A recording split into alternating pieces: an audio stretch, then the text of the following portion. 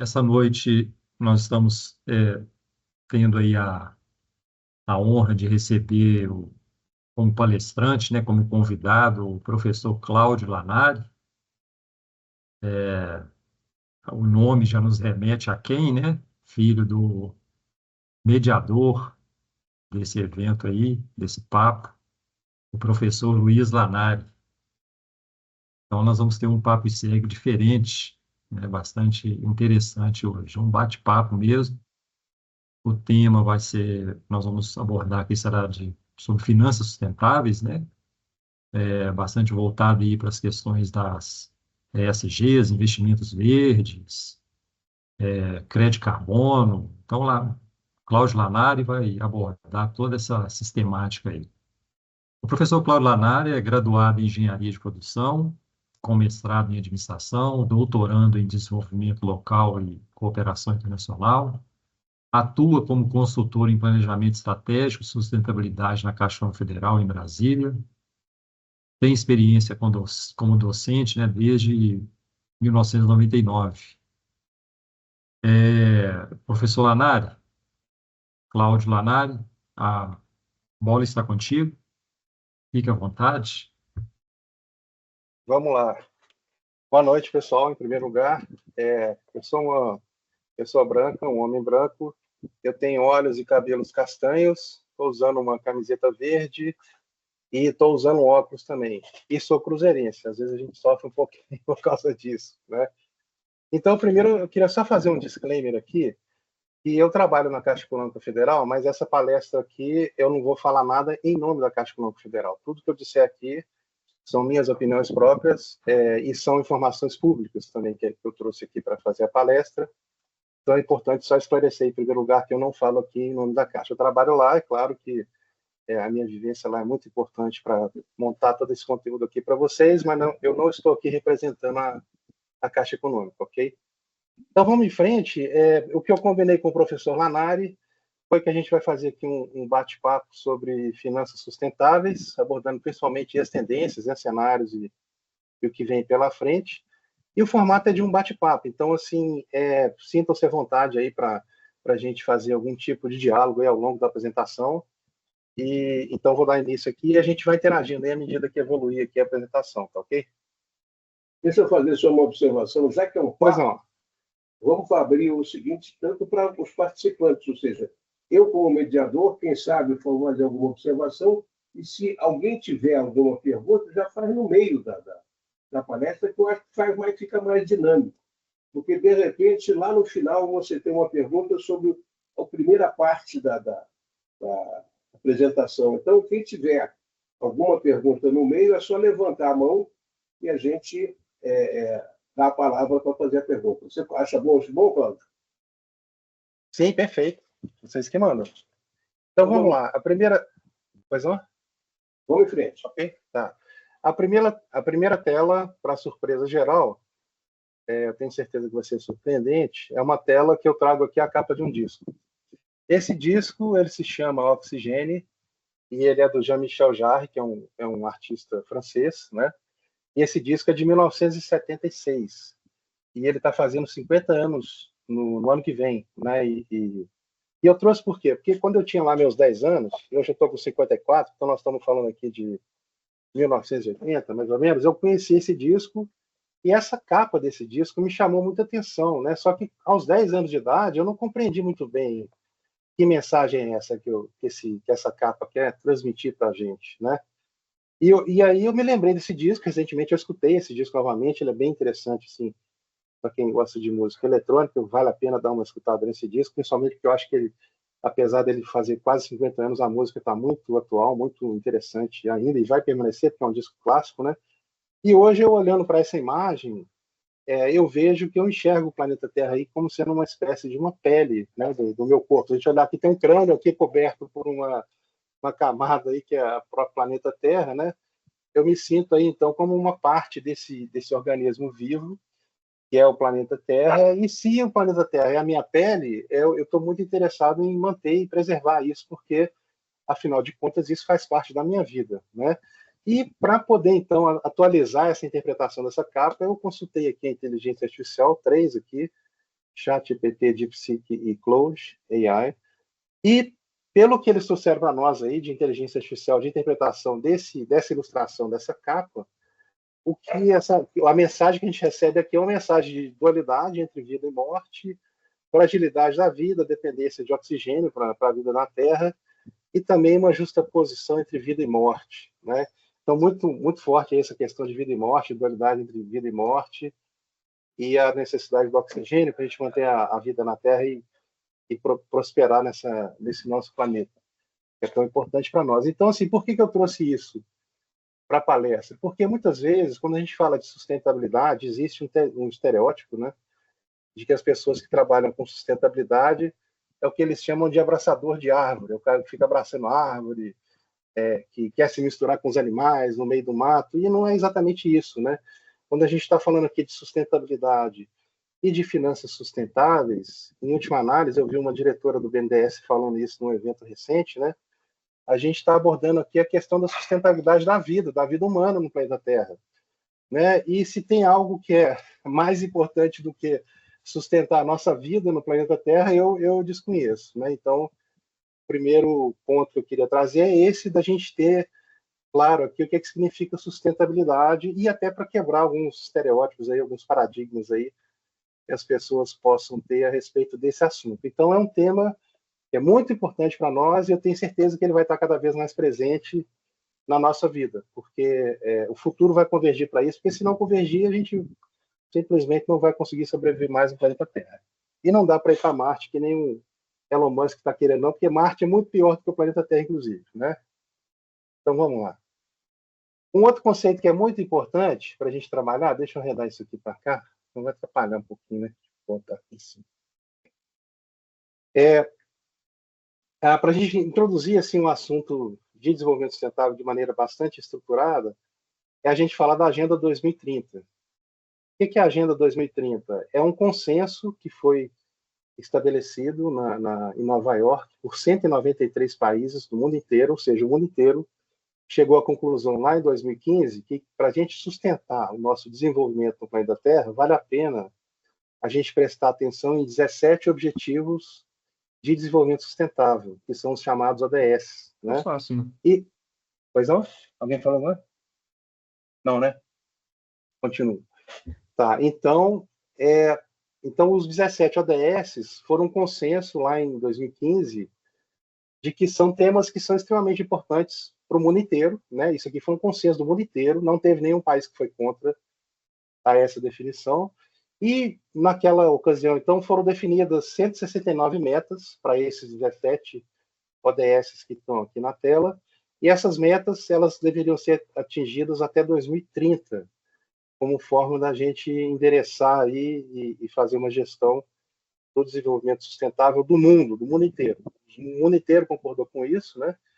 Deixando claro o seguinte, que a adesão dos países é voluntária e ela é não vinculativa no sentido legal do termo, né? Ninguém é obrigado a adotar isso aqui, e isso aqui não impõe nenhum tipo de sanção para quem não queira tratar desse tema, mas todo mundo acha isso aqui tão importante que acaba internalizando isso como gestão empresarial ou como gestão de governo, né? Porque já que foi um consenso de 193 países, o mundo inteiro chegou, né, num consenso de que isso aqui é importante, deve fazer algum sentido, né, isso aqui, porque, né, um assunto que recebe tamanha atenção, provavelmente é importante. E, de fato, a gente tem estudos da ONU, a ONU publica relatórios periodicamente sobre o nível de adesão do mundo à Agenda 2030, e esse relatório mostra que cerca de 70% dos países do mundo inteiro, eles estão, de fato, implementando, né, estão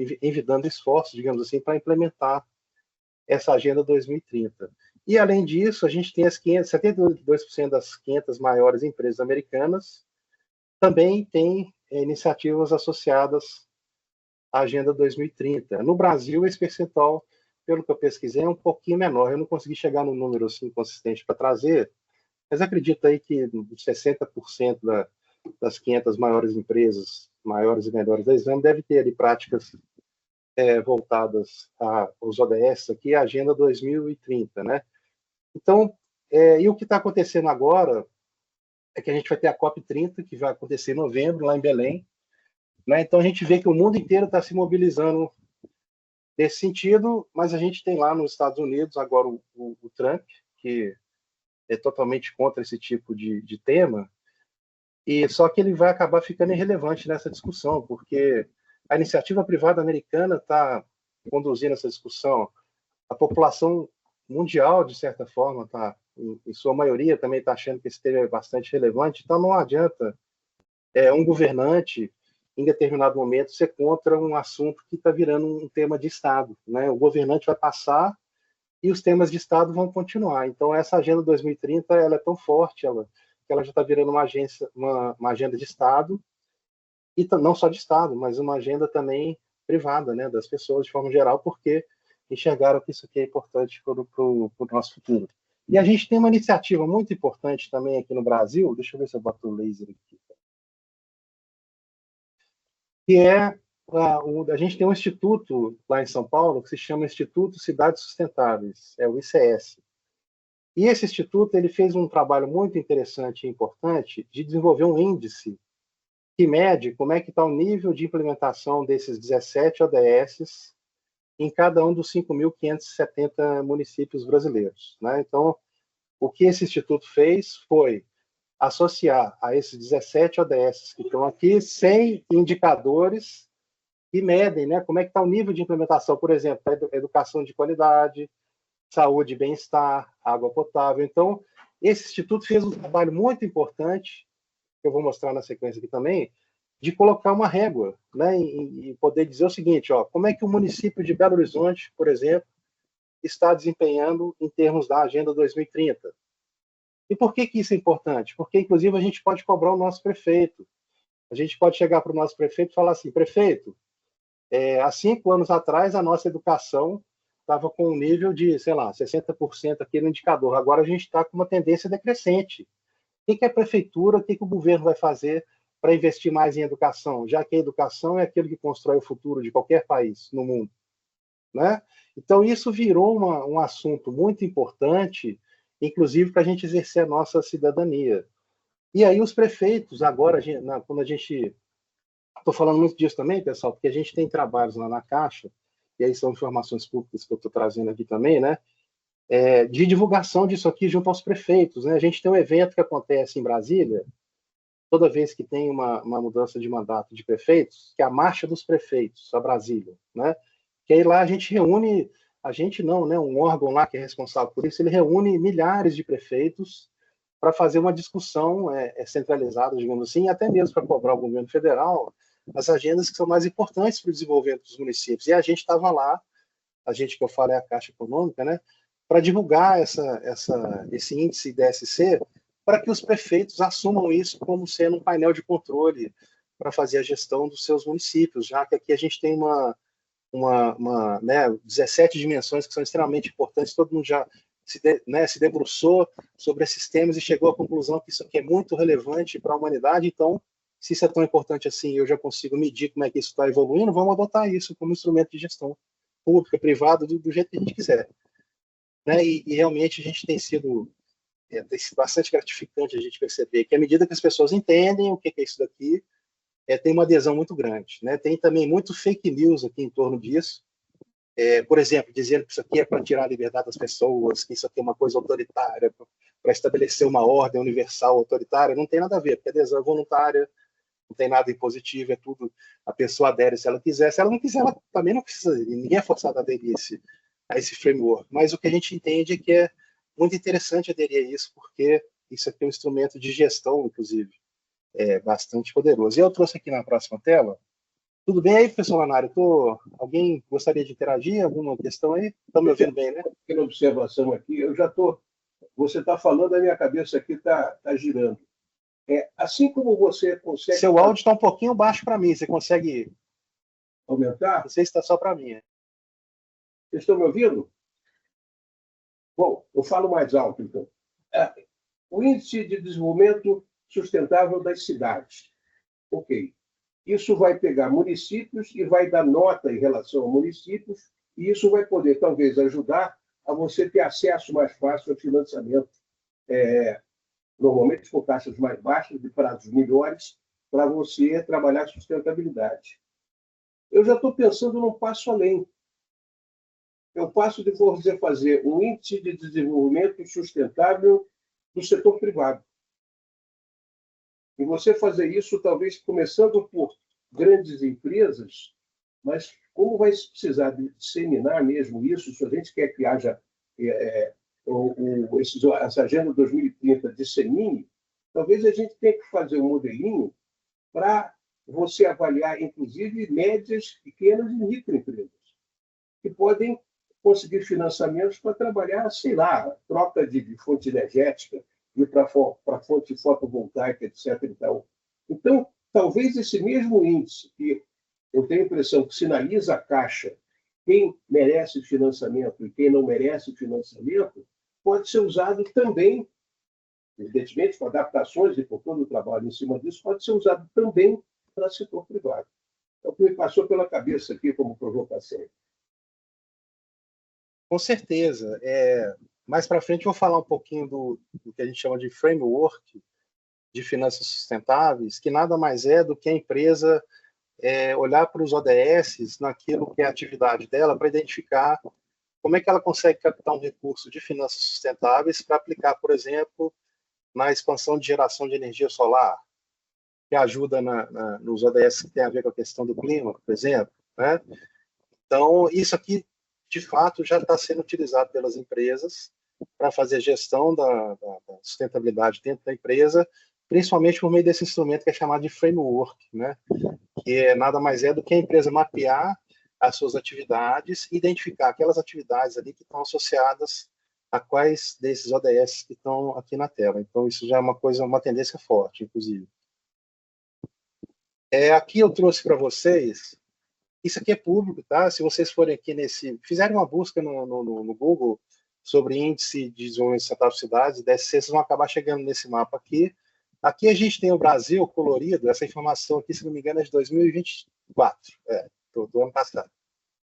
A gente tem o Brasil colorido por esse índice IDSC, né, que mede o nível de desenvolvimento de cada um dos 5.570 municípios brasileiros.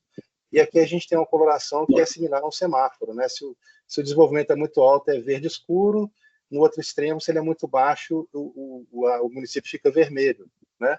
Então a gente percebe que o Brasil, de forma geral, ele tem um nível de médio para baixo nesse índice, né? E a gente tem uma ilha de desenvolvimento um pouquinho mais elevada aqui, principalmente em São Paulo, onde a gente tem alguns municípios que têm esse índice alto ou até muito alto. Mas, de forma geral, e principalmente concentrado aqui na região norte e nordeste, a gente tem um nível de desenvolvimento sustentável baixo no Brasil. E isso é preocupante, porque isso significa, então, que a gente tem muito ainda o que fazer para poder desenvolver o nosso país, né? É preocupante no bom sentido do termo, né? Significa que tem muito trabalho para ser feito ainda para quem quer se empenhar em desenvolver o país. A oportunidade é o que não falta, é o que a gente percebe no Brasil, né? Trabalho é o que não falta. E olhando para Belo Horizonte, a gente tem aqui uma nota um pouquinho acima de 50, que bota Belo Horizonte aqui num nível de desenvolvimento sustentável médio, né? Em relação aqui aos 17 ODS, né? E aí eu me lembrei, quando eu vi aqui que a gente tem em Belo Horizonte, por exemplo, um desempenho, porque cada ODS aqui está colorido também de acordo com essa escala, né? Então aqui a gente tem ODS que tem um desempenho muito bom em Belo Horizonte, muito alto, por exemplo, água potável e saneamento, tem um desempenho muito elevado, porque a gente tem a grande maioria das pessoas em Belo Horizonte com cobertura de água, abastecimento de água e esgoto, né? Por outro lado, em termos de produção e consumo sustentáveis, a coisa está mais crítica, né? E se a gente pensar, por exemplo, em termos de mineradoras, todos os impactos ambientais que a gente tem decorrentes de atividades que agridem o meio ambiente, pode ser que isso esteja refletido nessa nota. E aí eu me lembrei desse adesivo aqui, que eu via muito aqui nos carros de Belo Horizonte na década de 80. Ultimamente não tenho visto mais, que era olhe bem as montanhas. O pessoal colava isso no vidro dos carros, né? E qual que era a mensagem disso? A mensagem disso era que olha a montanha agora, porque daqui a pouquinho vai vir aí uma mineradora e vai comer essa montanha e não vai existir mais. E aí, o que vai ser de nós?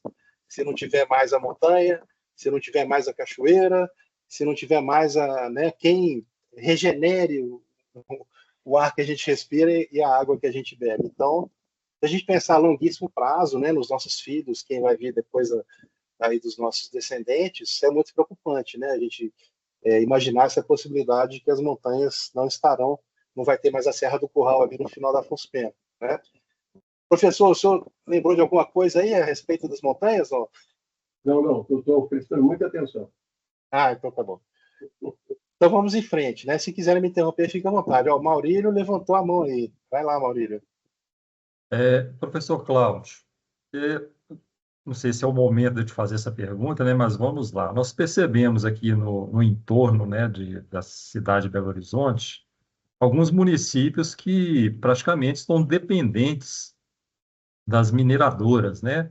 As minerações, aí você falou das montanhas, me recorreu logo os casos, né? Como temos aqui Sarzedo, Nova Lima, Itatiaiuçu e outros mais municípios, Sabará, Itabira, Cabirim. Caeté. Então, por um lado,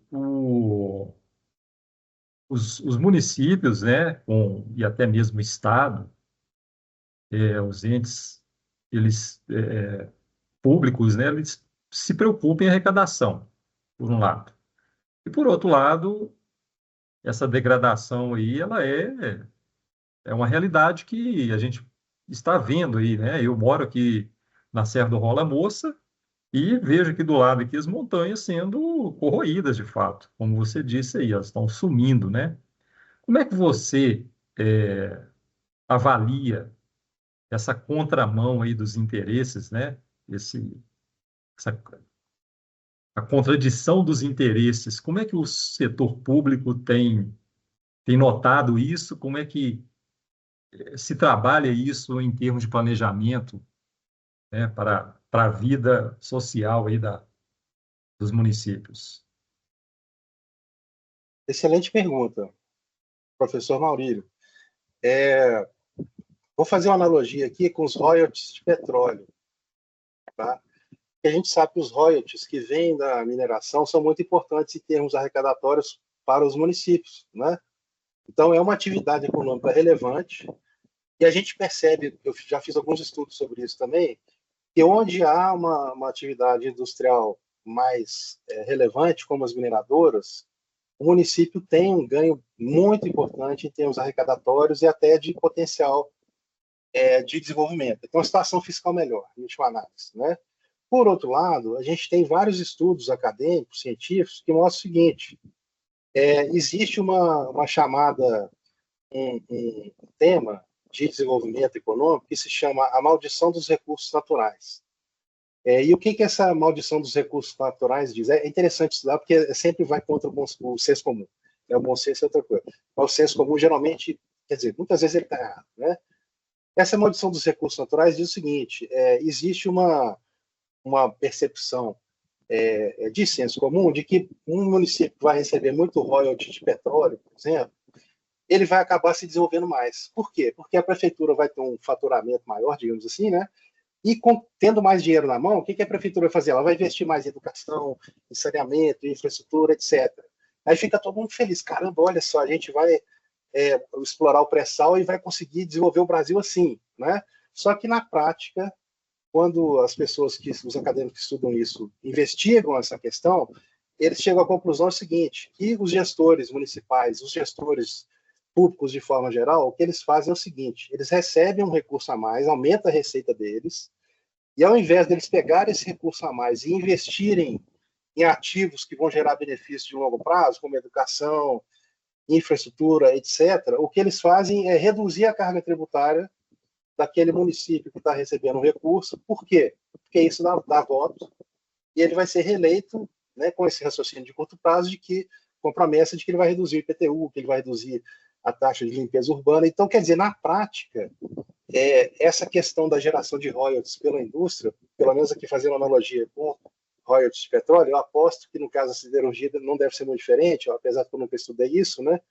Na prática, como tem uma governança fraca em torno dessa arrecadação, o recurso não acaba gerando todos os benefícios que ele poderia, né? Então, essa é uma questão. A questão da gente ter uma governança por exemplo, aqui utilizando aqui a Agenda 2030, para a gente cobrar dos governantes, olha, você está tendo uma receita extra com a mineração, com royalty, a gente, como população, como cidadão, a gente quer isso transformado em mais educação, em mais esgoto e saneamento, em mais saúde pública e assim por diante. Só que na prática essa governança não existe, e aí o gestor público acaba reduzindo a líquida de média de imposto daquele município para fazer média em torno disso e ser reeleito. É isso que acontece. Então, eu não é uma questão simples, tá vendo, professor Maurílio? Sim. E são várias dimensões, né? Então, assim, eu também não pretendo aqui reduzir o assunto a só uma escolha dicotômica, porque não é multifacetado, é complexo, mas quanto mais a gente entender disso, melhor, né? Perfeito. Consegui responder de certa forma, Maurílio? Conseguiu, sim. Então tá bom. Obrigado. Vamos em frente, né?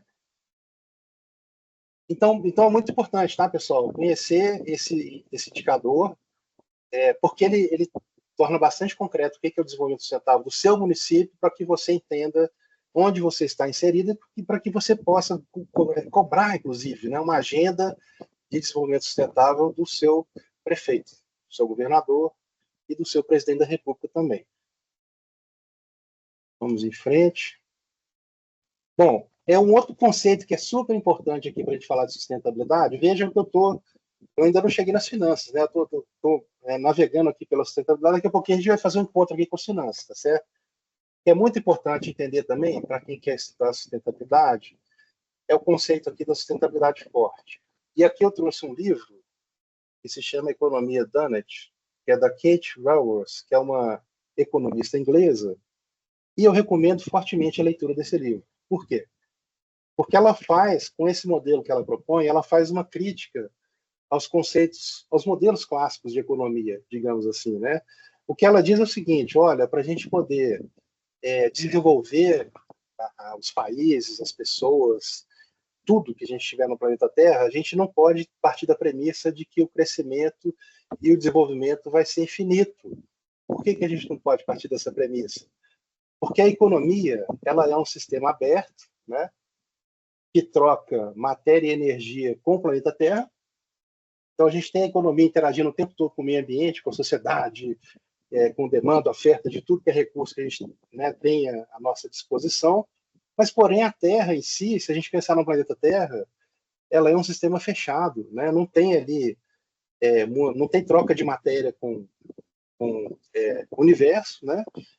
Tem troca de energia, claro, por meio do Sol, principalmente, né? Mas é um sistema fechado. Então, isso significa que, em termos de recursos naturais, de matéria que a gente tem nesse planeta, isso é finito, isso é um recurso finito. E sendo um recurso finito, eu não posso ter uma disciplina que está ali dentro estudando como é que acontecem aquelas trocas dentro do planeta Terra, que parte da premissa de que esse fornecimento de recursos ele é infinito. Então, isso significa que a gente tem que lembrar que para a gente conseguir sustentar a nossa sobrevivência na Terra, a gente tem que observar aqui um teto ecológico. O que é o teto ecológico? Por exemplo, a gente começa a emitir muito CO2. Isso vai para a atmosfera. Chega num ponto que a concentração de CO2 ela atua ali como uma espécie de um veneno, envenena essa atmosfera de tal forma que começa a esquentar muito o planeta. E aí a gente tem o efeito estufa, né? E assim também acontece com a camada de ozônio, a acidificação dos oceanos. Então, essa autora, ela identificou várias dimensões que são limites naturais impostos, de certa forma, pelo planeta, pela capacidade que o planeta tem de regenerar a vida, de manter a vida, né? E com isso ela disse o seguinte, ela estipulou o seguinte: olha, eu não posso violar esses tetos ecológicos se eu quiser, né, a longo prazo, manter a vida humana na Terra. Eu tenho que observar esses limites aí, porque chega uma hora que o próprio planeta não dá conta mais de se recuperar daqueles, né, daqueles danos ali que estão sendo gerados nos nossos ecossistemas e recursos naturais, né? Inclusive a Universidade de Estocolmo, ela fez um estudo bastante interessante e para medir, né, como é que está como é que, assim como a gente tem ali o IDSC medindo os 17 10 da Agenda 2030, a Universidade de Estocolmo fez uma análise de colocar um número aqui para medir como é que está a questão da acidificação dos oceanos, poluição química, etc. E eles já identificaram, inclusive, que a maioria dos limites que a gente tem planetários aí, ecológicos, eles já foram violados, de certa forma, né? Então, a gente está numa situação crítica em relação a esse teto ecológico, já estamos assim. E outra dimensão que a Kate Raworth trouxe também é que tem uma base social, que aí é o mínimo de dignidade humana que a gente tem que dar para o ser humano para ele sobreviver, que isso também não pode ser violado, que é a base social, né? Então, aí por isso que ela chamou isso de economia Donut, né? Porque aí você gera uma região aqui circular, parecendo uma rosquinha Donut mesmo, daquela que a gente compra, né?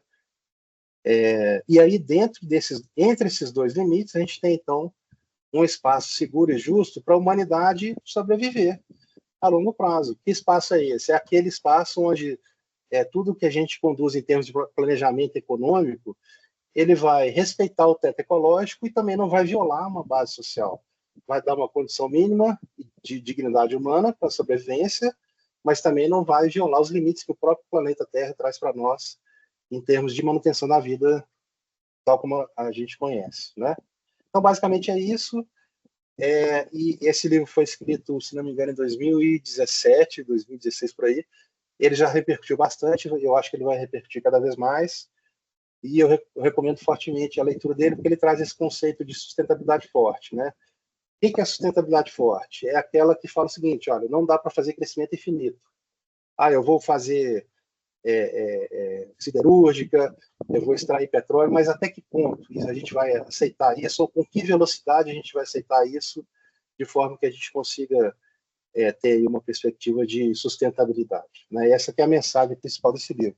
Professor Ramário, ou Maurílio, e mais quem queira interagir, está tranquilo aí? Está claro o conceito?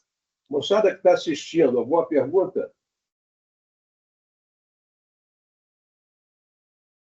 Tá, então vamos em frente. Esse livro é muito bom, tá? Para a gente aprender esses conceitos de sustentabilidade, recomendo também, tá? Um outro conceito que vai mais além ainda da sustentabilidade forte é o conceito de finanças regenerativas, que é do Fullerton.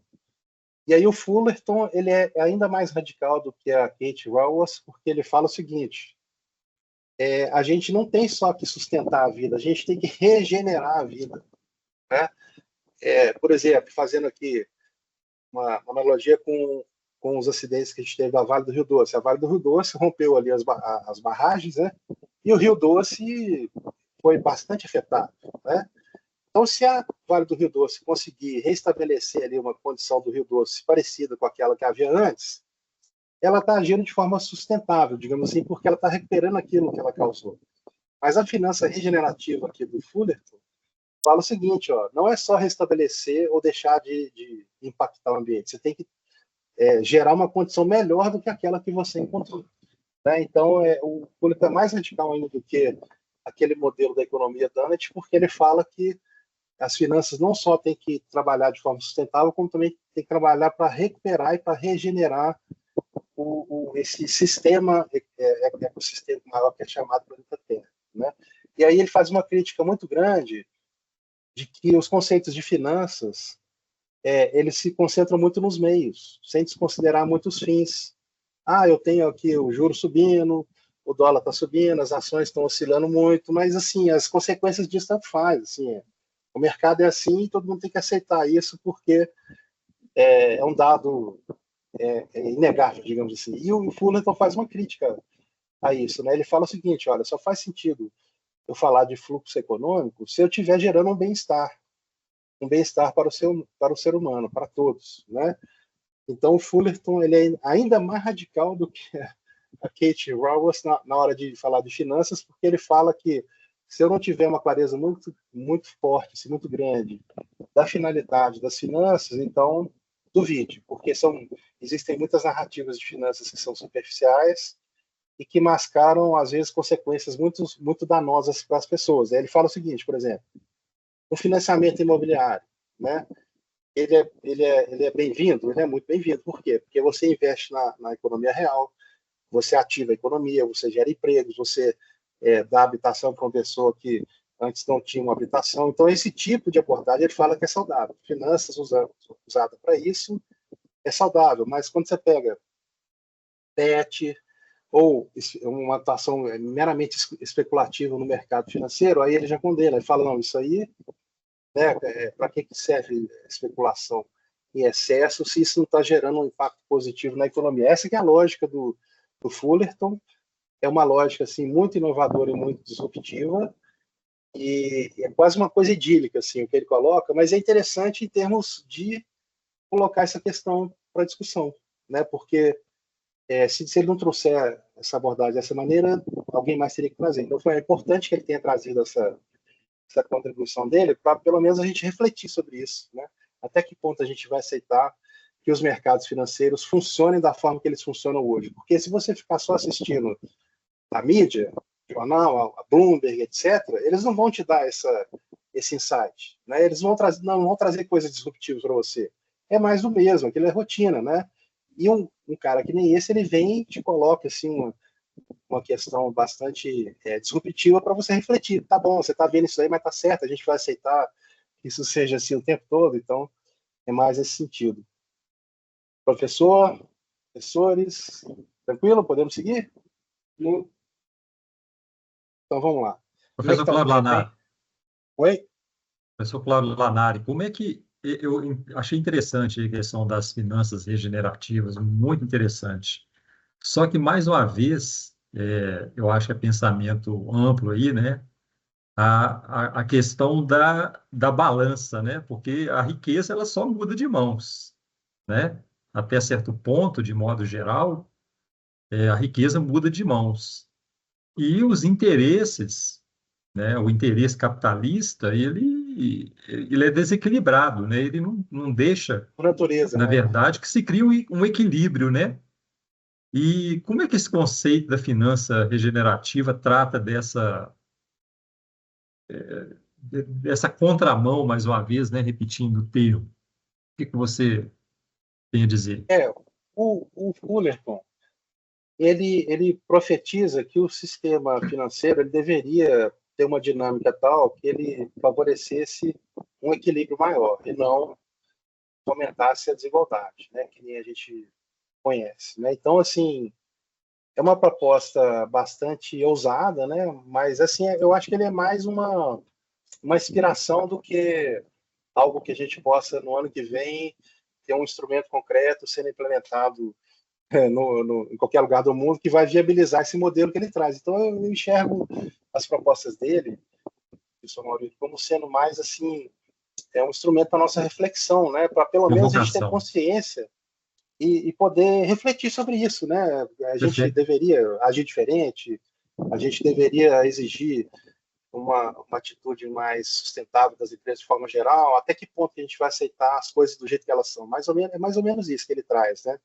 Eu acho que ele não tem a intenção né, na sequência já tem instrumentos financeiros já que funcionam exatamente do jeito que ele quer, não. Ele faz a crítica mais para reflexão, para quem sabe um dia a gente caminhar para algo parecido com aquilo que ele propõe, né? Perfeito. Os papers do Fuller estão disponíveis na internet, tá? Tudo que eu falei aqui é, é público, vocês conseguem pesquisar na internet, tá? Se alguém tiver interesse também, pesquise e descubra. Os papers estão em inglês, exemplo dessa capinha que está aqui, né? Mas hoje, com a inteligência artificial, você bota lá qualquer documento, ele já traduz para você, ele faz um resumo em português. Então, assim, não tem desculpa mais para não ter acesso a conhecimento por causa do idioma. Então, quem tiver interesse consegue chegar nesse material. Se por acaso alguém não conseguir, entre em contato comigo que eu ajudo também. Podemos ir adiante? Sim. Sim, vamos lá. Bom, aqui a gente falou já de uma parte conceitual, né? E eu trouxe alguns exemplos práticos aqui. E é claro que eu vou falar um pouco mais da Caixa, porque é onde eu conheço melhor aí os exemplos de finanças sustentáveis. Eu tenho alguns outros exemplos que eu trouxe também que não são da Caixa, mas esses exemplos aqui são interessantes para ilustrar os conceitos ali de finanças sustentáveis e até regenerativas, viu, professor Maurício? Então você está vendo que, apesar de ter uma abordagem muito conceitual do Fullerton, né, eu vejo que tem iniciativas já, não só da Caixa, tá, de forma geral, sendo implementadas, que já estão meio que observando essa lógica das finanças regenerativas. Né? O primeiro exemplo que eu trouxe é um fundo que a gente tem na Caixa, que se chama Fundo Socioambiental, a gente chama lá de FSA. Ele foi criado em 2010, ele é muito interessante porque tem dois tipos de investimento que ele faz. Tá? Um é a fundo perdido é meio chato de falar, a gente chama de reembolso não reembolsável. Recurso não reembolsável. Né? Então, por exemplo, agora, para quem está nos ouvindo aí, ó, a gente tem lá um edital que foi lançado até o dia 30 de abril agora, para investir em projetos que ajudam a formação das meninas e mulheres em engenharia, estatística, computação, que é o que eles chamam de STEM, né, da sigla em inglês. Então, esse é um projeto interessante para dar um empoderamento maior para as mulheres, por exemplo, né?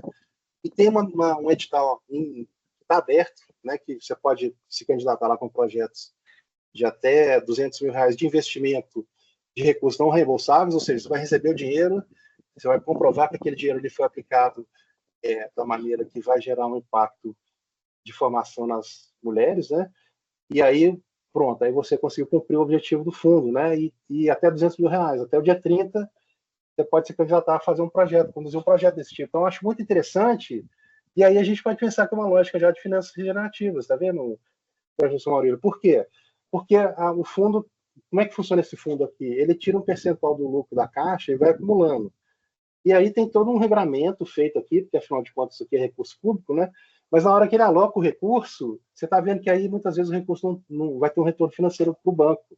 Ele alocou o recurso porque ele quer desenvolver uma capacidade ali nas mulheres, na sociedade de forma geral. Então está meio ali que regenerando esse déficit que a gente tem de formação das meninas e mulheres, né? Aí já é uma lógica parecida mesmo com finanças regenerativas, até além de sustentáveis, né? E é interessante que promove inovação social e ambiental, e também tem as questões ambientais também são muito frequentemente tratadas pelo FSA. Além disso, uma outra iniciativa também que tem a ver com esse tema que a gente está discutindo aqui é um selo que a gente tem na Caixa que chama Selo Casa Mais Azul. O que esse selo faz, então? Ele avalia os projetos de empreendimentos imobiliários para verificar o seguinte: esse projeto ele tem ali características de sustentabilidade, de eficiência energética, de gerar um impacto social positivo? Se a resposta é sim, aí o empreendimento pode ter, inclusive, uma redução na taxa de juros. A empresa, a construtora que está construindo ali aquele empreendimento, ela vai ter uma redução na taxa de juros para ela poder financiar aquilo ali de uma forma mais barata. É um incentivo que a Caixa criou, então, para poder incentivar aquelas empresas que querem conduzir e construir projetos sustentáveis, né? E, por último, aqui, tem um selo também que a gente trabalha na Caixa, que é de gestão sustentável. Esse selo de gestão sustentável, ele é voltado para poder público, para prefeituras, né? Então, a gente avalia, por exemplo, a prefeitura ela está com projetos, iniciativas que contemplam a Agenda 2030, ela tem iniciativas para ampliar a cobertura de saneamento, investir e melhorar a qualidade da educação, e etc. Aí, à medida que a prefeitura vai cumprindo esses requisitos, ela vai ganhando pontos, como se fosse uma escala de pontuação mesmo, e aí, dependendo dessa pontuação que a prefeitura ganha, ela tem ali, ela recebe um selo, tem 3 ou 4 categorias de selos, e aí, em função desse selo também, ela vai ter uma reciprocidade da Caixa em termos de condições comerciais melhores. Os produtos que a Caixa vai oferecer para essa prefeitura são produtos mais vantajosos para essa prefeitura também. É uma forma que a Caixa encontrou de incentivar, né, uma gestão mais sustentável das prefeituras. Então, aqui eu trouxe 3 exemplos. Professor Lanari, tudo bem aí, Maurílio? Tem mais? Continuamos? Eu fico pensando no que você está falando aqui e jogando a coisa para frente. Do ponto de vista de olhar as coisas para frente, que consequência poderia ter em termos de acesso a fontes privilegiadas, fontes mais baratas e com melhores prazos para financiamento de projetos sustentáveis, um selo de empresa sustentável, de gestão privada sustentável, seria talvez, pensando alto, algum tipo de bilhete de entrada para a oferta de recursos mais baratos e mais sustentáveis, dentro dessa visão de finanças sustentáveis. E a pergunta que eu faço é o seguinte: quem deveria emitir esse selo? Estou pensando alto.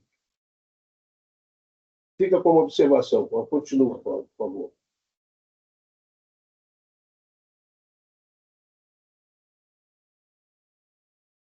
Repete a pergunta, de novo, professor, porque meu fone estava meio deslocado, eu não escutei direito.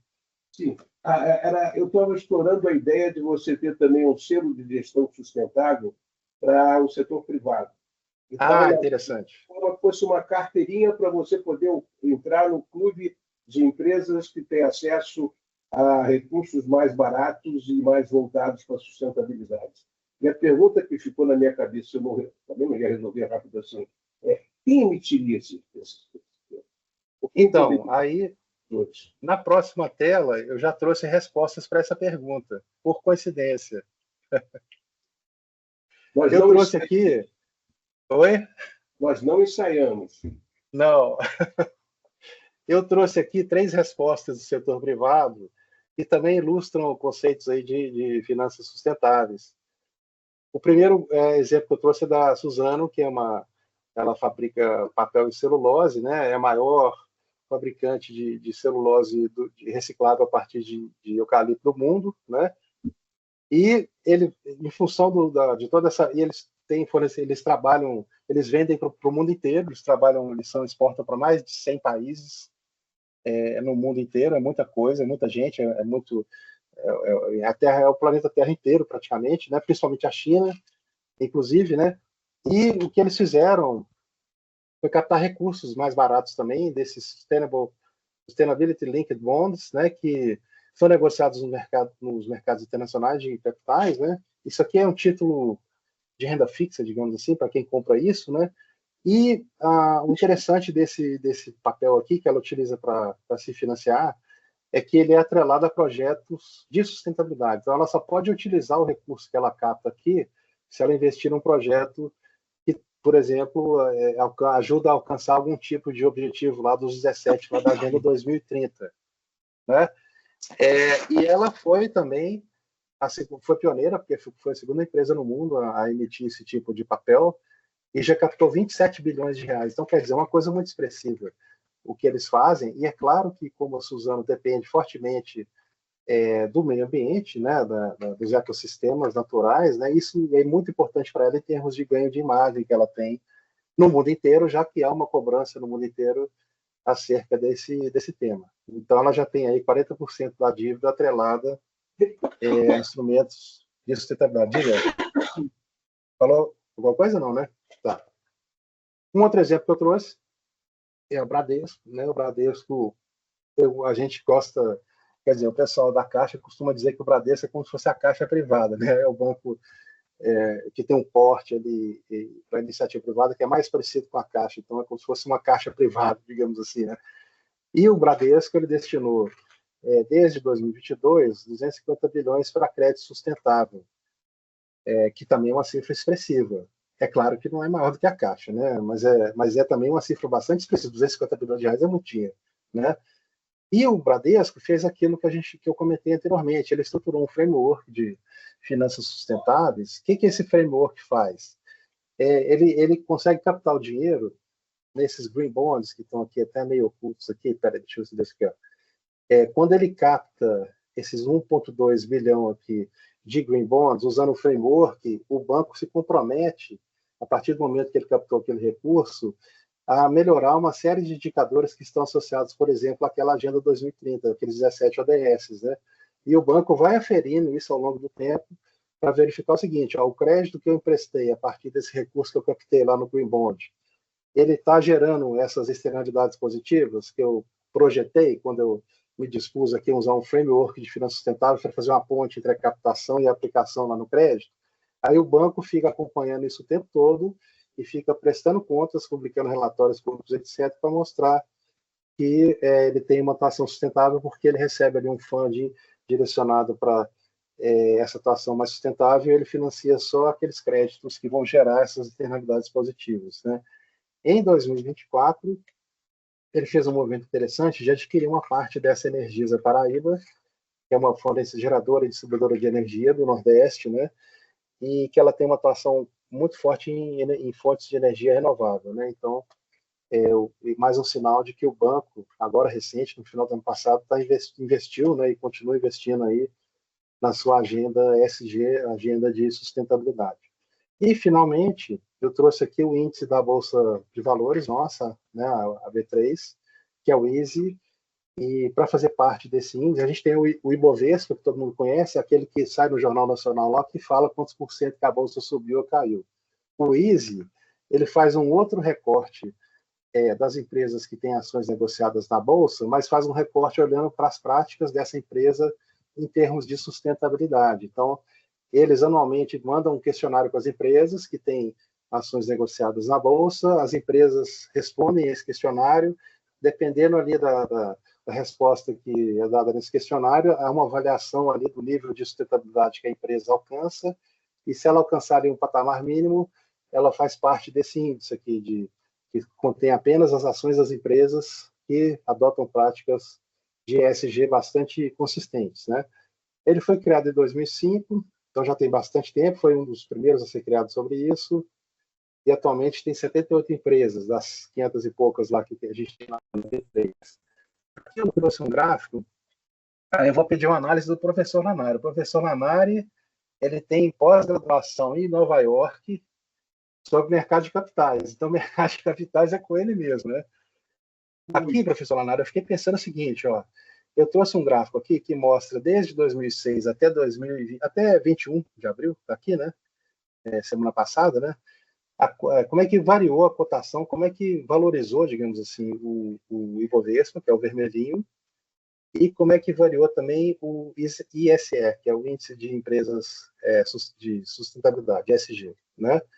E a gente verifica, ó, que se a gente olhar só para o retrato do final da foto aqui, de 21 de abril, o Ibovespa, que pega todas as empresas com ou sem práticas de sustentabilidade, valorizou mais do que o próprio ISE, que considera apenas aquela carteira de ações de empresas que adotam práticas de ESG, né? Só que se você considerar, tem uma sutileza aqui, ó, se você considerar a oscilação dos preços, que é também conhecida como volatilidade, você verifica que a volatilidade, o zigue-zague verdinho, ele foi menos intenso do que o zigue-zague vermelho. Então, muito provavelmente, se você calcular um índice de Sharpe, que é uma grandeza que a gente relativiza o retorno em relação à volatilidade, é possível, não deu tempo de fazer para essa palestra, mas é possível que o índice de empresas sustentáveis tenha um índice de Sharpe, por exemplo, melhor do que o do índice geral da Ibovespa. Eu não fiz essa conta, mas apenas uma impressão que eu tenho aqui, de repente a gente pode até fazer essa conta depois para saber. No olhômetro, você pega a longo prazo, você pega 2000 até agora, certamente o Sharp do ICE é melhor do que o outro.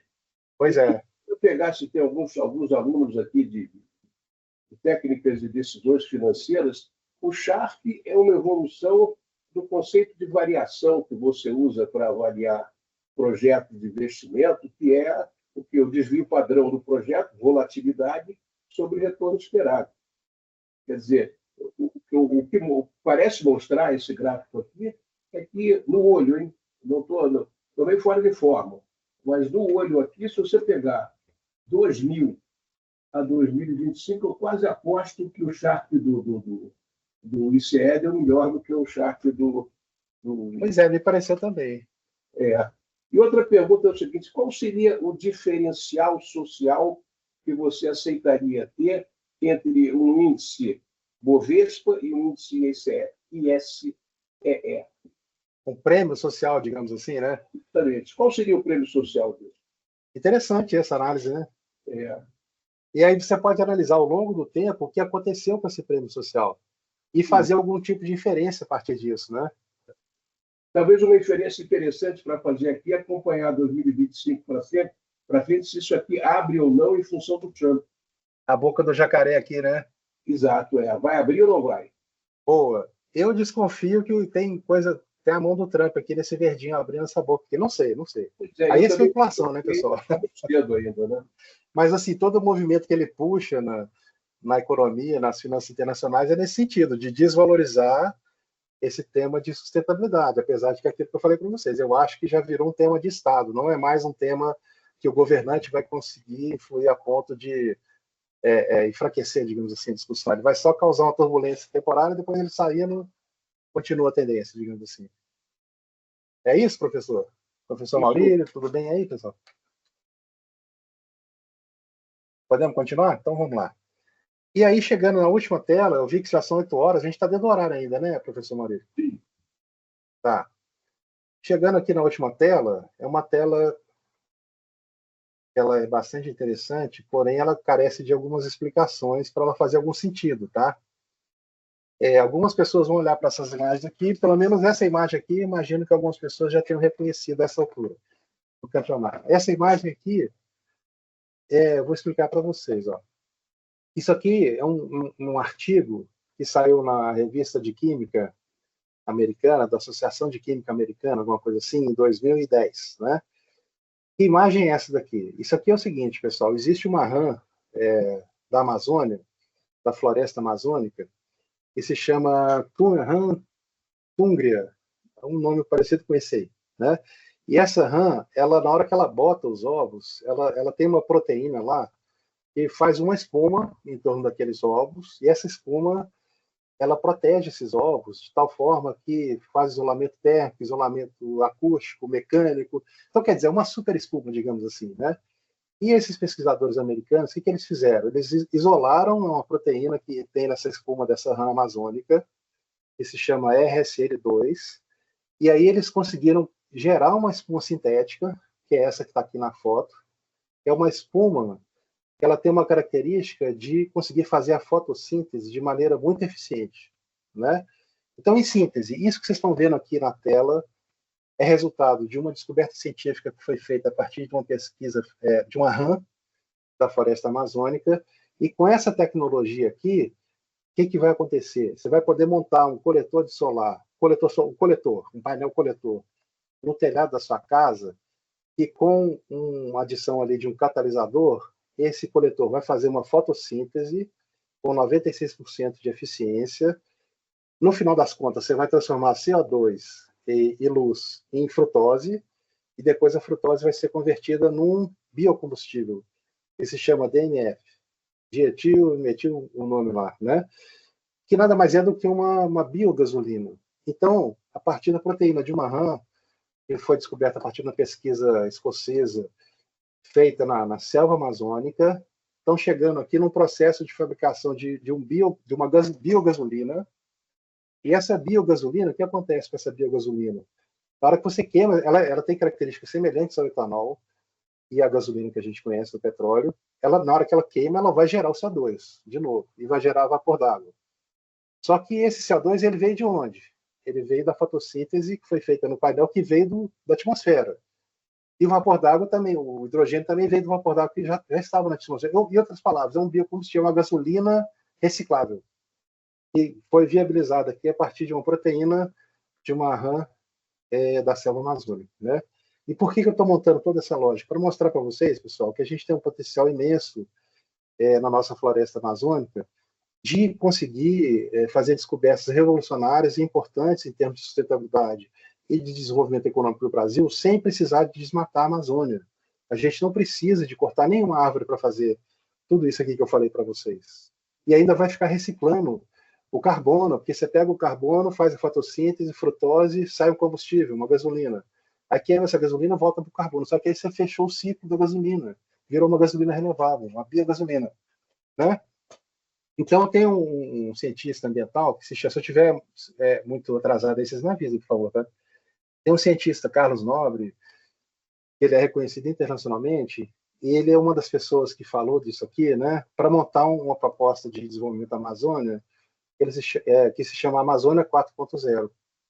E por que eu fico entusiasmado com isso? Porque a gente ali, pensando no desenvolvimento do país, e você pensando que um banco ele serve, dentre outras coisas, para ajudar a desenvolver o país, se a gente começar a pensar em usar o FSA da Caixa, os outros bancos também, de alguma forma, usarem o seu framework para financiar a inovação na floresta amazônica, a gente pode viabilizar muitas tecnologias parecidas com essas sem precisar de derrubar a nossa selva, que é o nosso maior capital geopolítico, inclusive, do Brasil, né? Então, eu trouxe essa imagem por causa disso, porque mostra, e isso aí eu vou usar como cenário, até no meu doutorado, para fazer algum trabalho em cima disso, para como é que um banco que nem a Caixa pode ajudar no desenvolvimento do Brasil, olhando a Amazônia com essa ótica. Não é nem, chama terceira via, que o Carlos Nobre propôs. Não precisa derrubar a árvore, não precisa tentar fazer pecuária extensiva, que é de baixíssima produtividade. Pode deixar a mata em pé, e vai continuar ali com o seu papel regenerativo do planeta Terra de forma geral, e ao mesmo tempo a gente vai descobrindo essas tecnologias e vai alavancando o desenvolvimento do Brasil de maneira mais inteligente, inclusive. Só que isso demanda investimento, isso não cai do céu, não. Então essa imagem é sobre isso. Ok, professor Lanari? Sim. Tem mais 3 imagens aqui. Vou explorando aqui. Aí, se alguém quiser me interromper, fica à vontade, tá? Eu gosto Essa dessa segunda... pontinho aqui, ó. Oi? Eu gosto dessa aqui de pontinho, bolinha azul e bolinha vermelha. Conta pra gente. Aqui a gente tem um artigo que saiu em janeiro desse ano na Nature, que é uma das revistas mais renomadas no mundo inteiro, científicas, né? É um artigo que foi escrito por 11 pessoas, a 22 mãos. Dessas 11 pessoas, 8 são chineses, pelo sobrenome, parece. Né? Se não for chinês, é muito difícil, ou é oriental, de alguma forma.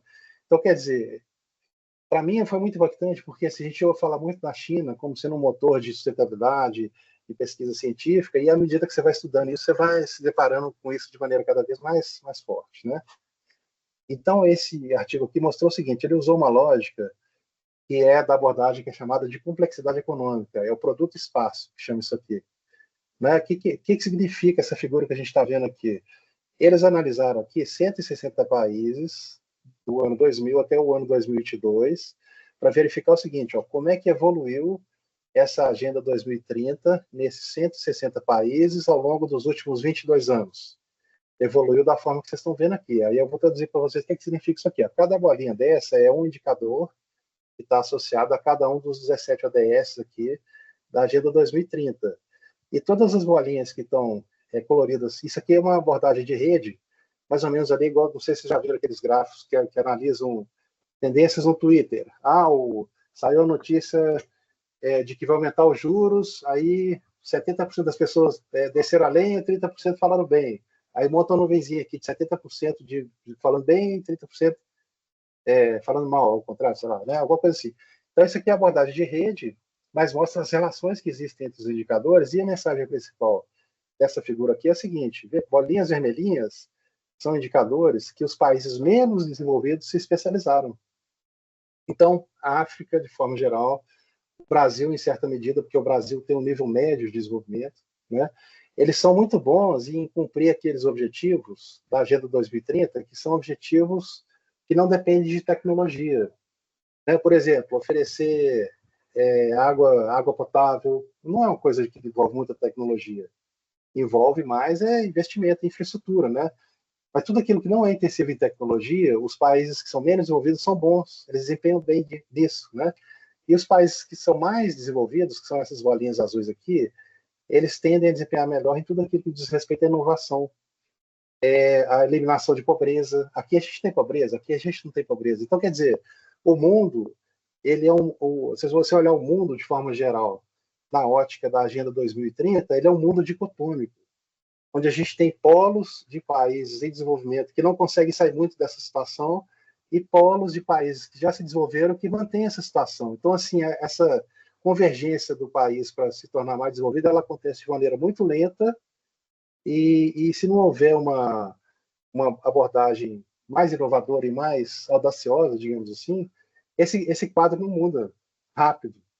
Por isso que eu estava dizendo aqui da questão da gente ter uma visão um pouquinho mais disruptiva para o desenvolvimento do Brasil. Porque se a gente não adotar essa postura, a gente vai ficar aqui nas bolinhas vermelhas aqui o resto da vida, digamos assim. Que é o que a gente às vezes percebe, né? Que o Brasil é o país do futuro e o negócio fica meio agarrado, não sabe disso, né? Então essa é a mensagem desse artigo aqui, que é uma análise muito extensa, muito rica, usando o conceito de complexidade econômica, que eu descobri, viu, professor Lamário, dá para fazer um link com a complexidade do Edgar Morin, e eu vou fazer esse link quando eu estiver desenvolvendo esse tema, porque parece muito com a complexidade do Morin, né? Então, essa figura eu trouxe por causa disso, para concluir aqui a nossa palestra. Essa outra figura aqui, isso aqui é o pouso da Perseverance, que é aquela nave que a NASA enviou para Marte em fevereiro de 2021. Essa foto aqui, ela foi tirada do paraquedas, que estava deixando esse jeepzinho aqui lá na superfície de Marte. Aqui é a superfície de Marte, aqui, tá vendo? Isso aqui era pouco antes do Jeep tocar essa superfície de Marte depois de viajar 400 milhões de quilômetros. É uma distância muito grande, imensa, né? E esse projeto desse jipinho aqui, ele começou a ser desenvolvido 10 anos antes dessa foto aqui e custou 15 bilhões de reais. Então, essa foto aqui custou 15 bilhões de reais. A gente tem um brasileiro que se chama Ivair Gontijo, ele é nosso conterrâneo, deve ser da maioria de quem está assistindo a gente aí. Ele nasceu em Moema, que é uma cidade que recebeu esse nome em homenagem à minha avó, inclusive, e aí ele viu, quando ele era criança, ele viu na televisão o homem chegando na Lua. Ele viu isso na televisão preto e branco, quando ele era criança. E aquilo entrou na cabeça dele. E aí depois, o que ele fez? Ele entrou para estudar física na UFMG, aqui pertinho da gente, fez graduação na UFMG em física, fez mestrado em física na UFMG, e depois foi fazer doutorado na Escócia e nos Estados Unidos, se não me engano. E em 2006 começou a trabalhar na NASA, Ivair Gontijo, né? Conterrâneo nosso. E aí, ele foi o cara que projetou o radar desse carrinho aqui que vocês estão vendo, desse jipinho. Tem um radar debaixo aqui do jipinho que mede a distância que o carrinho está do chão, da superfície de Marte, né? Qual que é a função desse radar? É comandar o acionamento dos foguetes do paraquedas para não deixar esse jipinho se espatifar na superfície de Marte. Então, vejam só, pessoal. O conterrâneo nosso, que nasceu em Moema, estava aqui responsável por não jogar no lixo 15 bilhões de reais lá nos Estados Unidos. Ele fez o projeto desse radar, né? E eu gosto de trazer essa discussão aqui, porque o brasileiro, de forma geral, ele tem um complexo de vira-lata muito grande, né? A gente tem tendência a achar que tudo que é nosso, tudo que é do Brasil não presta, é ruim, e lá nos Estados Unidos é melhor, e lá na Europa é melhor, e não é assim. Se a gente ficar pensando dessa maneira, vai acabar sendo assim, mas a gente não pode pensar dessa maneira, né? A gente tem que pensar de maneira a aproveitar oportunidades, aproveitar tudo aquilo que a gente tem de potencial na nossa vida e no Brasil, para poder desenvolver o Brasil, inclusive. Por isso que eu trago essa foto aqui, para deixar claro o seguinte: ó, a gente consegue fazer muita coisa sofisticada e ir muito longe, depende basicamente de nós. É claro que tem que ter um sistema que favoreça isso também, né? Mas essa é a mensagem principal que eu trago quando eu mostro essa imagem, tá? E aí, chegando aqui no final da minha palestra, então, professores e alunos, eu trouxe essa imagem aqui, que é do primeiro episódio da série Black Mirror, que está em exibição na Netflix nesse momento, que é a temporada número 7, que é uma série excelente. Eu recomendo fortemente que assista, porque apesar dela tratar de assuntos, como é que eu vou dizer, digitais, de forma geral, né? Assuntos que são tratados de maneira meio caricata e exagerada, são pontos muito relevantes, né? Então, por exemplo, esse casal aqui, eu vou dar alguns spoilers agora, tá? Se você quer assistir a série, eu vou contar só um pouquinho do que vai acontecer, tá? Essa moça aqui, ela tem um problema neurológico, e aí aparece uma empresa que se oferece a implementar, fazer um implante na cabeça dela para que ela consiga sobreviver, né? E aí ela faz esse implante, e aí essa empresa começa a cobrar uma mensalidade desse casal para poder manter essa pessoa viva. E ao longo do tempo, para não contar spoiler demais, né? Ao longo do tempo, essa empresa vai cobrando cada vez mais para poder manter essa pessoa viva, até chegar num ponto que a questão fica insustentável. Eu não vou falar o que aconteceu, porque eu também não estragar o prazer de todo mundo assistir aí, para quem não viu, né? Mas a questão principal aqui é o seguinte: até que ponto a vida das pessoas é comercializável? Até que ponto a gente vai aceitar que a vida da pessoa vira uma mercadoria? Né? É mais aqui um sentido mais conceitual, né? Claro que eu acho que isso não... Tomara que não aconteça isso nunca, né? Mas é só para a gente lembrar lá dos conceitos da Kate Raworth, quando ela fala que a gente tem que estipular um mínimo de aceitação social do que as empresas podem fazer, porque se esse mínimo for violado, é uma vida que não vale a pena, digamos assim, né? Então, eu lembrei, quando eu assisti esse episódio, eu lembrei muito desses conceitos que a gente trabalhou aqui hoje, tá, pessoal, de sustentabilidade. Eu acho que a minha abordagem aqui ela foi bem multidisciplinar, mas eu fiz isso intencionalmente. Para quem esperava só vir aqui falar de finanças, mercado de capitais e Markowitz e etc., não foi isso que eu trouxe, mas a intenção foi essa mesmo, foi contribuir de forma mais sistêmica, já que é uma abordagem sistêmica, é tudo que a gente está falando aqui que deve ser feito em tudo na nossa vida, né? E com isso eu encerro aqui minha palestra, fica à disposição. Deixa eu fazer, como mediador, vou tentar fazer uma marcação disso tudo, dessas provocações todas. Não sei se vocês perceberam quem estava atrás de formulinha básica para resolver o problema do ciclo financeiro da empresa, ou de como é que você faz para avaliar investimento. Não foi bem isso. A gente trabalhou... Prazo médio de recebimento. Nós tentamos trabalhar aqui, principalmente esse nosso palestrante, que é um sujeito que eu admiro muito, acompanho a vida dele desde que ele nasceu, né? E isso é o amanhã. Ou seja, o que a gente tentou conversar aqui é sobre finanças amanhã. E não sei se vocês todos perceberam, como alunos aqui, nós estamos nos preparando hoje para viver o amanhã. Então, o problema seríssimo é a gente ficar muito preso a hoje e ontem, para viver amanhã. Então, eu acho que a grande provocação dessa nossa conversa de hoje foi exatamente o seguinte: como é que vai ser o amanhã das finanças? Como é que vai ser o amanhã do mundo e como é que as finanças podem contribuir para que a gente consiga ter, para que meus netos e os meus bisnetos consigam viver num mundo onde você consiga viver com alguma qualidade. Mas, no final disso aqui, isso aqui me levou a uma coisa muito interessante, que é o seguinte: os 50 aqui participantes, aqueles que são alunos, etc. e tal, por minha conta e risco, sujeito à aprovação do meu ilustre chefe, professor José Schecker, que está aqui, e da minha ilustre chefe, a professora Wanda, que também está aqui, eu vou montar um grupo de estudos sobre finanças sustentáveis e sobre finanças regenerativas, para a gente olhar para frente, para a gente não ficar só preso ao hoje e amanhã de manhã, o que eu vou fazer, o que eu vou fazer segunda-feira. Eu disse, não, em 2030, como é que vão estar as finanças? Em 2040, como é que estão as finanças? Se a gente não começa a pensar hoje, a hora que a gente chegar aí, a gente vai pensar e correr atrás do bonde. Então, está aqui um arremate. Isso merece um grupo de estudo. E está feito o convite a todos aqueles que estão participando aqui, que, se possível, se quiserem participar, eu, como professor da PUC, e acredito que a PUC e o Instituto SEG e o Departamento de Administração vamos pegar esse negócio e vamos mexer com isso.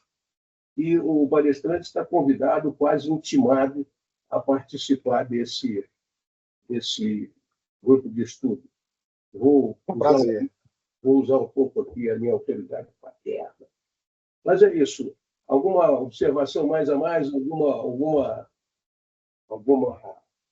pergunta? Eu queria só dizer que eu já dei aula na Católica de Brasília. Eu já dei aula na pós lá, né? Então, de certa forma, eu já tive uma relação com a Católica no passado. Não a de Minas, mas a de Brasília, sim. Mas eu estou à disposição para poder ajudar sobre esse tema, porque eu gosto muito desse tema e eu acho que ele é muito importante para nós. Inclusive. Ficar fazendo uma pequena observação pro bono, por favor. João Paulo tem uma pergunta aí, a professora Wanda também está inscrita. João Paulo, fique à vontade. Muito obrigado. Boa noite, pessoal. A dúvida que eu tenho aqui seria em relação ao biocombustível que foi citado. Com esse biocombustível, seria necessário fazer alguma modificação ou adequação nos veículos que a gente tem hoje em dia ou não? Porque isso diminuiria muito, né, o custo de implementação e também facilitaria a adesão das pessoas, né, a esse biocombustível. E facilitaria bastante, inclusive. Você teria que realmente fazer uma adequação nos veículos ou não? Não é necessário? Ô, João, você sabe que uma coisa interessante que a gente tem com a inteligência artificial é que a gente arrumou um amigo de alto nível para bater papo sobre isso, né? Então, eu também tive essa mesma dúvida que você. Eu fiz engenharia, na graduação, eu fiz engenharia mecânica de produção. Então, quando entra nesses assuntos assim, eu gosto, né? E aí eu perguntei para a inteligência artificial exatamente isso que você está perguntando agora.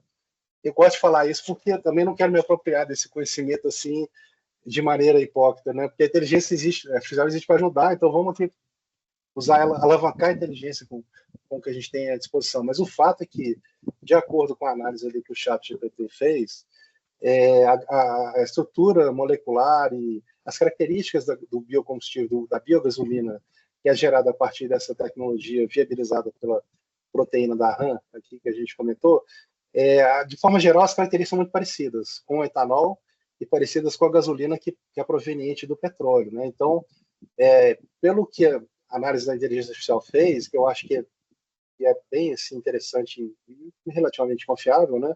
Seria uma questão só de fazer uma reprogramação na injeção eletrônica, lá nos parâmetros de injeção eletrônica dos veículos, para poder usar essa gasolina. Tem um porém aqui, que é o custo de fabricação, né, de produção desse biocombustível.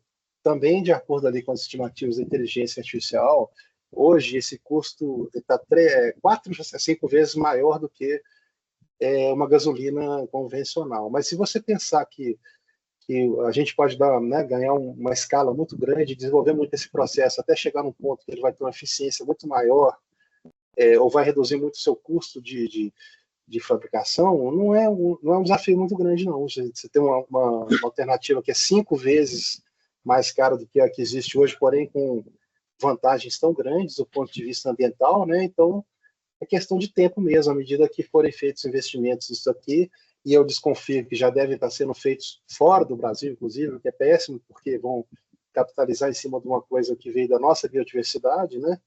Mas eu imagino que isso aqui entre em escala industrial no futuro e que, então, esse custo desse combustível e também essa adaptação que tem que ser feita dos motores, que parece que é uma coisa relativamente simples, evoluam de maneira rápida. Muito bem. Professora Wanda havia se inscrito aí para falar, professora? Eu havia e caiu aqui, eu regressei agora. Não é uma pergunta, Cláudio, eu queria só, assim, como chefe do departamento de administração, agradecer a você por estar aqui com a gente, trazendo aí assuntos relevantes, né? E dizer para você o seguinte: ODSs agora foram uma exigência da PUC como um todo para inclusão em todos os seus projetos pedagógicos a partir de 1º de 26, né? Então, essa temática aqui, né, ou parte dela que você trouxe aqui, é extremamente importante e a gente espera aí poder contar com você para frente, para conversar com a gente, conversar com os alunos, porque quanto mais orientação tivermos a respeito, né, melhor ficará o nosso projeto pedagógico. E dizer também que o Lanari falou aí uma coisa e que eu já tinha pensado. Você trouxe aí muitas referências bibliográficas, né? Citou artigos, trouxe aí casos de empresas, né, que estão aí com práticas de sustentabilidade, e um dos propósitos que nós temos com os núcleos de áreas de conhecimento, né, nós temos vários, de marketing, finanças, né, empreendedorismo, diversos, é que esses núcleos desenvolvam grupos de estudo, não apenas de alunos, mas dos próprios professores dentro dos núcleos, entendeu? Então, para quê? Para elaborar um estudo de caso, para ir para a sala de aula, para estudar alguma temática ou alguma nova vertente daquela área, que a gente não pode ficar mudando ementa de disciplina toda hora, né? Então, trazer essas discussões para dentro dos núcleos, essas leituras recomendadas, discutir aqueles textos, transformar aquilo numa coisa mais palatável para os alunos, isso tudo faz parte das atribuições dos núcleos, né? Então, assim, eu fiquei muito feliz de você trazer todas essas referências que já poderão ser aí as primeiras que poderemos estar, né, estudando dentro desses núcleos, para depois que esses professores orientarem grupos de estudos de alunos, né? Então, te agradeço muito por trazer tudo isso aí para a gente. E parabéns aí ao Núcleo de Finanças, né, que já trouxe um papo e segue de alto nível aí para gente. Obrigada, viu, pela presença. Nós que agradecemos, professora Wanda. É, professor Cláudio, a palavra final. Professor Lanari, Luiz Lanari. Eu queria agradecer também a atenção de vocês, o tempo de vocês. Eu acho que esses temas, além de eu achar que eles são super interessantes, né, porque eu sou meio nerd assim também, de ficar pesquisando essas coisas, eu acho que eles são muito importantes para nós, como sociedade, para o nosso futuro, para a gente pensar no longo prazo, igual o professor Leonardo falou aí, para a gente não ficar só preocupado em cuidar da rotina, mas preocupado também com o nosso futuro, expandir a mente, expandir as nossas capacidades, né? E se eu conseguir contribuir de alguma forma para isso, eu fico muito feliz, porque esses assuntos aqui fazem parte do meu trabalho, né? Inclusive, a gente ganhar dinheiro para fazer isso, eu acho que é muito, muito bom, porque assim, podia, usando a lógica do Fullerton, né, professor Lanário, a gente está estudando aqui uma regeneração das finanças, de certa forma, é muito melhor. Acho que a gente dorme muito mais feliz pensando que a gente está ajudando a disseminar esse conhecimento aqui do que uma outra coisa que não seja tão construtiva assim. Então, eu agradeço também pelo interesse de vocês, eu fico à disposição aí e vamos em frente. Bem, tem muito pouco para falar. Eu acho que isso é o amanhã. Isso precisa ser pensado, isso precisa ser discutido, porque todos nós aqui, alguns mais, outros menos, nós vamos viver esse amanhã. E nós vamos ter que lidar com ele. Então, é preciso que a gente pense sobre isso. Queria agradecer a todos, espero que vocês tenham gostado da conversa e vamos em frente. Pois bem, professor Cláudio Lanari, eu agradeço imensamente a sua participação, a sua disponibilidade de nos trazer aí mais conhecimento. Só para te deixar ciente, os alunos que estão assistindo a sua apresentação, né, alunos da professora Wanda, da disciplina de estágio supervisionado, alunos do professor Lanari, estão aqui se manifestando no chat, né, parabenizando pelo evento. Gostaria de agradecer a presença dos professores Luiz Renato, professor Oswaldo, professor Marcelo, Ricardo Guise e professora Wanda, que é a nossa chefe do Departamento de Administração, né? Eu não fiz a apresentação inicial, se ela me perdoe. E agradecer ao professor Schecker também, que está aí presente e prestigiando o nosso evento. É isso, espero, assim, que nós tenhamos mais uma vez, né, a honra de recebê-lo em um evento aqui do PAPSEG, ou outro evento com a gente aqui, tá? Tal pai, tal filho. Ou tal filho, tal pai. Não, está errado, está errado. Tá A errado. criatura superou o Criador. Isso aí. Nem tanto. Parabéns, viu, professor Cláudio Lanari, o professor Luiz Lanari também pela disponibilidade, participação. Pessoal, os alunos aí têm alguma pergunta? Podemos encerrar? Então é isso, gente. Uma sexta-feira encerrando, né? Então vamos lá. Um final de semana abençoado para todos e muito obrigado pela participação, pela presença de todos. Até Um abraço mais. a todos. Abraço. Obrigado, boa noite. Obrigado, Cláudio. Obrigado, Lanari. Boa noite. Obrigado. Obrigado, pessoal. Obrigado, muito obrigado, professor Cláudio. Uma honra recebê-lo aqui entre nós. Muito obrigado. Eu que agradeço. Ok, então eu vou nessa, tá?